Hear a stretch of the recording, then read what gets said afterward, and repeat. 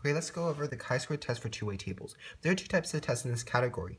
We have the test of homogeneity, which aims to compare the distribution of a variety of categorical variables for each of several populations. And we have independence, which aims to investigate the relationship between two categorical variables. The difference: homogeneity has the comparison of many variables and the distribution of these variables in many populations. Independence: it contains two variables that are being compared in only one population. So for our first chi-square test for a two-way table is the homogeneity test. And so the null hypothesis and alternative hypothesis are written a little bit different than what we were used to in the other chapters. The null hypothesis for the homogeneity test is that there is no difference in the distribution of a categorical variable for many populations or treatments.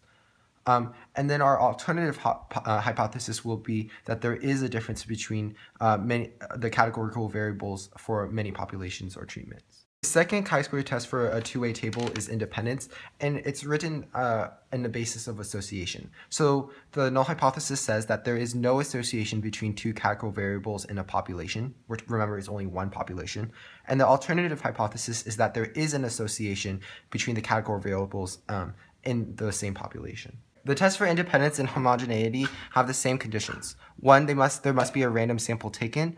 Two, the 10% condition must be met. And three, there must be a large expected counts, and that those expected counts have to be greater than 5. Both the chi-square test for homogeneity and the chi-square test for independence start with a two-way table of observed counts. They even calculate the test statistic, degrees of freedom, and the p-values in the same way.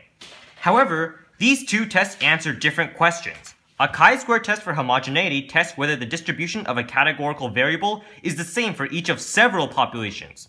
The chi-square test for independence tests whether two categorical variables are associated in some way in one population of interest. So in conducting a chi-square test for a two-way table, we'll use the classic state, plan, do, conclude procedure. In the state step, we state the null and alternate hypotheses, which have been discussed earlier in the video. In the plan step, we discuss whether the three conditions, random, 10%, and large counts, are met. If they are met, we proceed to the do step, in which we conduct the actual chi-square test.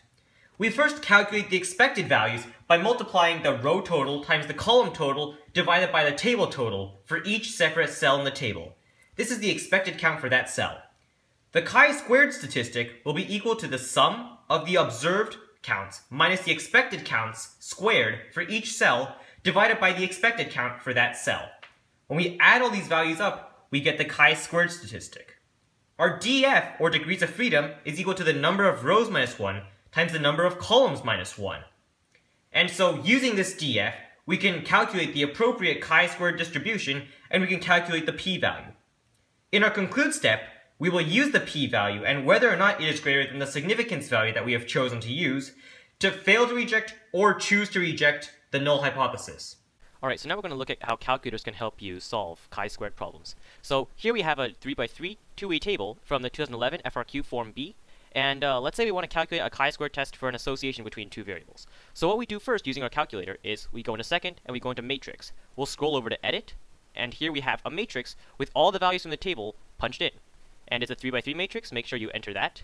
So now we'll go over to stat, we'll go over to tests, and we'll scroll all the way down to a chi-squared test, not a chi-squared goodness of fit test. And we'll say our observed is matrix A, and we'll say expected is matrix B. Now the calculator will automatically fill in matrix B for you, so you don't need to worry about that. You just scroll down to calculate, and your calculator will tell you the chi-squared value and the p-value, and it will give you the correct degrees of freedom to use. And scrolling down, we can see that this chi-squared value and p-value are both correct. Okay, so let's quickly go over common mistakes and tips and tricks. So some common mistakes. We cannot use the chi-squared test for one-sided alternative hypotheses. Remember, it's just comparing distributions. And we cannot assume the independence when association is stated in the problem. We have to look at the samples that are being taken to determine if it's homogeneity or if it's independence. And make sure that when you're comparing two categorical variables. No continuous variables are allowed in chi-square tests. Here are some tips and tricks for the AP exam. If you're having trouble distinguishing two types of chi-square tests for two-way tables, you're better off just saying chi-squared test than choosing one of the wrong types. Always put chi-squared is equal to, and don't forget your degrees of freedom. The AP exam that you can use to practice for this subject is 2011 Form B FRQ2.